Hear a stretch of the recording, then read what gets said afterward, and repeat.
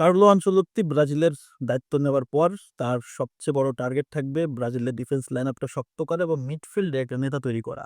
এবং নেতা তো আছেই ক্যাসেমিরো, এবং ক্যাসেমিরোকে অবশ্যই কার্লো আনচেলত্তি দলে ইনক্লুড করবে এবং তার ফর্মুলা হচ্ছে আসলে ডিফেন্সটাকে শক্ত করা, অর্থাৎ লো ব্লকটাকে খেলতে সে পছন্দ করে। লো ব্লক মেন্টালিটি তার এই যে সফলতার সবচেয়ে বড় চাবিকাঠি, কারণ তার টোটাল কোচিং কেরিয়ারে সবসময় সে শক্তপোক্ত আসলে ডিফেন্স লাইনআপ রেডি করছে।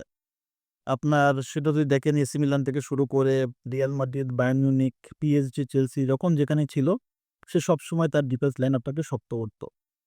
তো ব্রাজিল যখন দায়িত্ব নিবে ব্রাজিলের, এরপর থেকে তার কাজ থাকবে ব্রাজিলের ডিফেন্স শক্ত করে এবং মিডফিল্ডে নেতা তৈরি করা এবং ক্যাসেমিরোর সাথে হয়তোবা দলে ফিরতে পারে অস্কর, ফিরতে পারে অ্যান্টনি এবং রিচার্লিসন। coutinho ফিরতে পারবে কিনা এটা এই মুহূর্তে বলা যাচ্ছে না। তবে অন্তত ক্যাসেমিরো, অস্কর এবং অ্যান্টনির দলে ফেরাটা এবং রিচার্লিসন দলে ফেরাটা আমি আসলে দেখতে পারতেছি।